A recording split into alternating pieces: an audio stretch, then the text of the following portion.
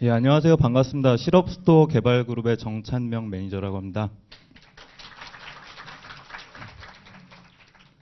예, 저는 실업스토어 개발그룹에서 프론트엔드 개발을 담당을 하고 있고요.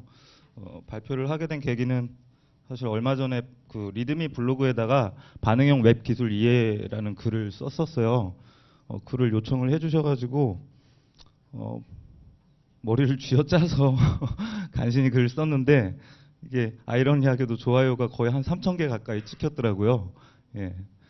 그러다 보니까 CTO님이 여기 나가서 또 발표까지 하라고 하셔가지고 똑같은 내용을 발표를 할 수는 없어서 요거 말고 조금 다른 내용으로 준비를 해봤습니다.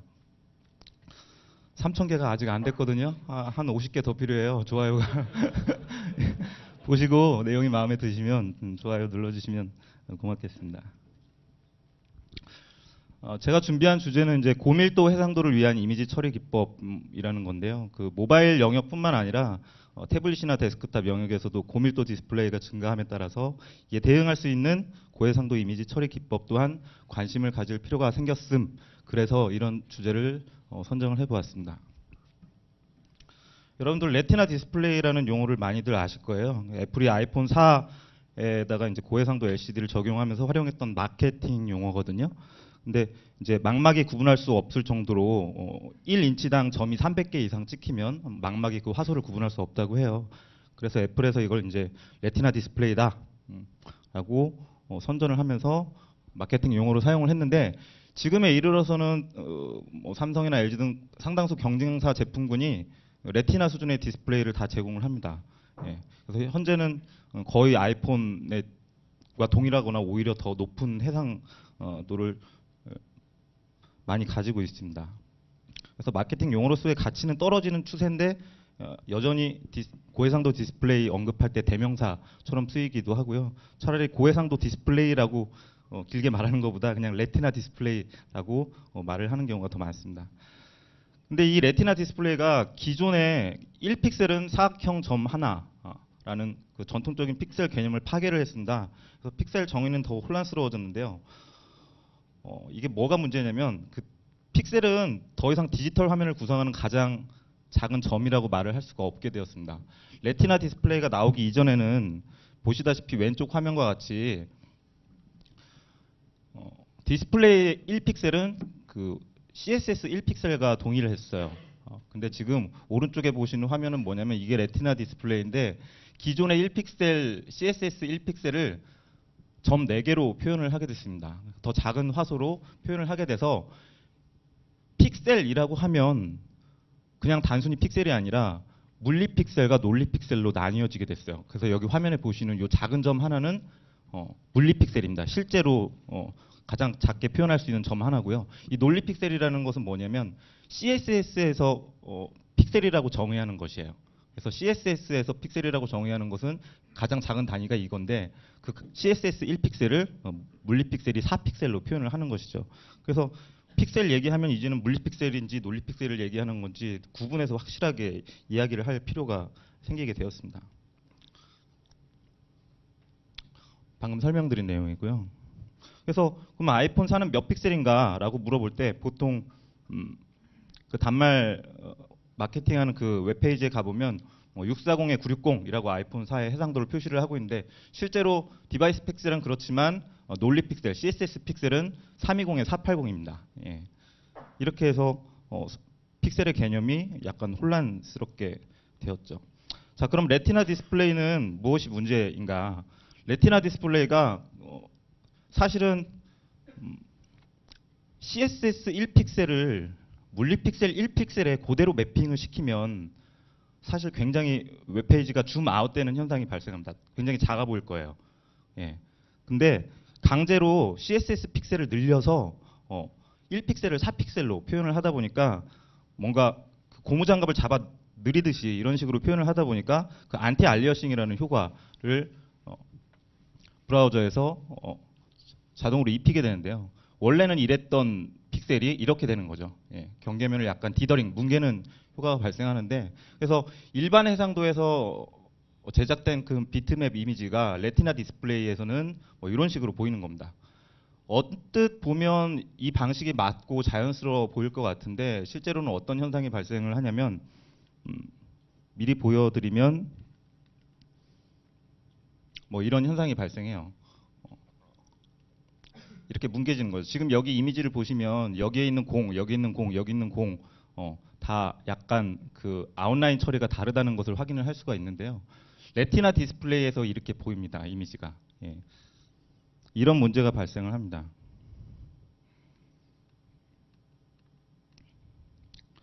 그래서 여러 가지 이제 대안, 기존에 알려져 있는 대안을 제가 이제 정리를 해봤는데요. 일단 다운 샘플링이라고 하는 기법이에요. 실제 우리가 320, 480 디바이스에다가 320짜리 이미지를 넣으려면 320, 480 이미지를 준비를 하는 게 아니라 그거의 2배수인 이미지를 준비를 하는 거죠. 640에 960 뭐 이런 이미지를 준비를 하고 HTML이나 CSS 레벨에서 강제로 이미지를 조정을 하는 거예요. 이미지 원본을 건드리지 않고 2배 큰 이미지를 준비한 다음에 줄여서 보여주는 거죠. 근데 이런 기법은 사실 그 레티나 이미지의 품질을 확보하는데 굉장히 자주 쓰이는 방법이긴 한데 이미지가 용량이 4배 증가하기 때문에 사실 페이지 로드 성능을 떨어뜨리는 문제가 있습니다. 그래서 전반적으로 모든 이미지에 적용하기에는 좀 문제가 있습니다. 한편 장점도 있는데 하나의 이미지 소스를 가지고 레티나와 레티나 아닌 단말을 해서 모두 표현하기 때문에 구현하거나 유지보수할 때 편리합니다. 지금 보시는 화면은 원본 이미지를 그냥 표시했을 때 이렇게 보이는 거고요. 레티나 단말에서 다운사이징 2배 큰 이미지를 준비한 다음에 강제로 2분의 1로 축소해서 표시하면 이렇게 보이는 것입니다. 보시기에 얘는 약간 뭉개졌고 얘는 굉장히 선명하게 보인다는 것을 확인을 하실 수가 있습니다. 그래서 두 번째 대안은 뭐냐면 그 CSS의 이미지 렌더링이라는 속성이 있습니다. CSS의 이미지 렌더링은 뭐 크리스프 엣지스 이런 식으로 CSS를 적용을 하면 강제로 이미지를 디더링을 하고 안티 알리어싱을 시키는 것을 방지를 할 수가 있습니다. 예방을 할 수가 있어서 이미지 디더링이 금지가 되는데 이 기법은 단점이 현재는 지원하는 게 아이폰 5 버전 이상의 사파리 브라우저에서만 현재 지원을 하고 있고 다른 브라우저에서는 지원하지 않아서 이걸 대안으로 넣을까 말까 고민을 했었는데 결국은 일단 이런 게 있다는 것도 알아두시면 좋을 것 같아서 지금 넣어놨습니다. 그래서 보시면 얘는 그냥 원본 이미지를 표시한 것이고 얘는 CSS 이미지 렌더링 크리스프 엣지라는 속성을 적용을 한 것이고요. 얘는 이미지를 다운사이징 한 겁니다. 보시면 각각 서로 약간 다르죠. 예. 얘가 품질이 가장 안 좋고 얘는 가장 좋고 얘는 그 중간 단계쯤 되는 것 같아요. 그래서 이렇게 이미지 렌더링 크리스프 엣지를 적용하면 어느 정도 그냥 절충 안으로서 쓰일 수 있을 것 같은데 이 방법도 사실 이미지를 한 개만 가지고 쓰는 거기 때문에 성능 측면에서는 굉장히 권장할 만한 방법인 것 같습니다. 그리고 또 다른 대안은 이제 retina.js라는 자바스크립트 라이브러리인데요. 이 라이브러리가 하는 일은 그거예요. 일단 서버에다가 이미지를 1배수 이미지, 2배수 이미지를 두 개를 모두 다 업로드해서 준비를 합니다. 그리고 레티나 디스플레이로 사용자가 접속을 하면 그 CSS나 HTML에 있는 이미지를 2배수 큰 이미지로 얘가 소스 코드를 변경해서 바꿔주는 거예요. 그래서 레티나 디스플레이일 때는 2배 큰 이미지를 준비한 다음에 다운사이징해서 보여주고 그렇지 않은 경우에는 작은 이미지를 보여주는 건데 단점이 뭐냐면 레티나 디스플레이에서 이 이미지 두 개를 모두 HTTP 요청을 한다는 점입니다. 그러면 레티나 디스플레이를 사용하는 사람들은 성능 문제가 또 발생을 하겠죠. 그리고 실제로 적용할 코드를 보니까 조금 많이 지저분한 것 같더라고요. 그래서 제 관심을 그렇게 많이 끌지는 못했어요. 그리고 또 네 번째 대안은 CSS의 미디어 쿼리라는 것을 사용하는 것인데요. CSS 미디어 쿼리 문법에 보면 이런 식으로 min 레졸루션 192 dpi 여기서 dpi라는 것은 1인치당 표시되는 CSS 픽셀 수를 의미합니다. 일반적으로 여러분들이 데스크탑에다 놓고 쓰는 그 모니터 디스플레이가 96 dpi거든요. 예, 96 dpi. 그래서 192 dpi라고 하면 레티나 디스플레이 또는 그 이상 해당하는 단말을 의미합니다. 그래서 사용자가 이 단말 이상 해상도를 가진 고밀도 디스플레이로 접속을 하면 이 밑에 있는 CSS 이미지를 표시를 하고 그렇지 않은 경우에는 뭐 이런 이미지를 표시하고 그러니까 얘가 약간의 이품문 역할을 하는 것이죠. 이런 식으로 CSS 백그라운드 이미지를 사용을 할 때는 미디어 쿼리를 사용을 해서 분기 처리를 할 수 있고요. 이 방법의 장점은 요 두 이미지 중에 한 가지 이미지만 HTTP 요청을 한다는 것입니다. 두 이미지 모두를 로드하지 않고요. 그래서 성능상 이점을 취할 수가 있습니다. 대신 구현할 때는 조금 짜증이 나겠죠. 이미지를 두 개 준비하고 코드도 두 번을 작성을 해야 되니까요. 그리고 다섯 번째 이제 마지막 대안은 픽처라는 HTML5의 워킹 드래프트에서 지금 논의 중인 픽처라는 엘리먼트인데요. 이 픽처 엘리먼트가 하는 일은 일단 기본적으로 원본 이미지가 여기 준비가 되어 있고 사용자의 해상도가 192 dpi 이상인 경우에는 2배 큰 이미지를 준비해서 화면에 표시해주고 다운사이징해서 보여주는 방법입니다. 이 방법의 장점도 둘 이미지 중에 한 가지 이미지만 요청을 한다는 것이에요. 그래서 성능상 굉장히 좋은 이점을 취할 수가 있습니다. 단지 이제 기존에는 이미지 하나만 준비하다가 이미지를 또 두 벌 준비해야 된다는 그런 구현상의 어려움이 좀 있을 수는 있겠는데요. 현재 이제 크롬하고 오페라 브라우저에서만 지원을 하고 있더라고요. 아직 워킹 드래프트 상태라서 지금 당장 쓰기에는 조금 무리가 있는 것 같습니다. 그래서 나름 이 다섯 가지 대안들을 제가 비교를 해보니까 그나마 쓸만하다고 생각이 되는 게 다운 샘플링을 하는 것과 이 미디어 쿼리를 사용해서 CSS로 이미지를 교체하는 이런 방법이 가장 장점이 많고 단점이 적은 방법이었어요.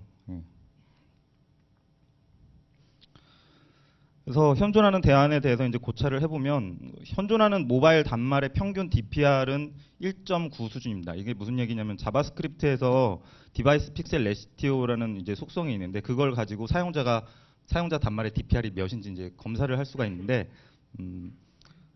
아이폰 4 이상이 DPR이 2거든요. 그래서 근데 요즘 평균 현존하는 대중적으로 사용하는 단말들의 DPR이 1.9예요. 1.9라는 것은 대부분의 여러분들이 가지고 계신 단말이 아이폰 4 이상의 수준의 고해상도 디스플레이라는 것입니다. 그래서 결국은 여러분들이 고해상도 이미지를 위해 고해상도 단말을 위해서 고해상도 이미지를 준비해야 하는 필요가 일단은 생긴 것이고요. 그리고 반응형 웹을 지원을 하거나 모바일을 만약에 지원을 한다면 반드시 이런 방식을 기법을 사용하는 것을 고려를 할 수가 있겠습니다. 그리고 다운 샘플링 기법은 IMG 태그 요소에 적용하기에 적합하고 미디어 쿼리 기법은 CSS 백그라운드 속성에 적용하기에 적합합니다. 그래서 결론은 뭐 이제 브라우저 호환성이나 성능, 개발 편의나 유지 보수 관점에서 모든 상황을 만족할 만한 하나의 대안은 존재하지 않는 것 같아요. 근데 이제 제가 생각한 전략은 픽처라는 엘리먼트나 CSS 이미지 렌더링이라는 속성이 표준으로 확정이 되고 브라우저 호환성 문제가 해결되기 전까지는 일단은 그 높은 이미지 품질을 요구하는 경우에만 제한적으로 고해상도 이미지를 사용하는 것이 좋겠다고 생각이 듭니다. 모든 이미지를 다 고해상도 이미지로 준비를 하게 되면 성능상 문제가 생기기 때문에 제한적으로 필요한 부분에만 쓰는 것이 좋다라는 생각이고요. 그리고 현재로서 알아본 바에 의하면 이미지를 다운 샘플링하는 기법하고 미디어 쿼리, CSS 미디어 쿼리 기법 위주로 적용하는 것을 권장할 수 있다고 설명드릴 수 있을 것 같습니다. 예. 제 발표는 여기까지고요. 광고를 하나 하려고 하는데요. 여러분들 혹시 이제 HTML이나 CSS 반응형 웹 접근성 이런 거에 대해서 관심이 있으시다면 제가 사내에서 3월 20일 금요일 날 하루 만에 배우는 실전 웹페이지 제작 기술이라는 걸 8시간짜리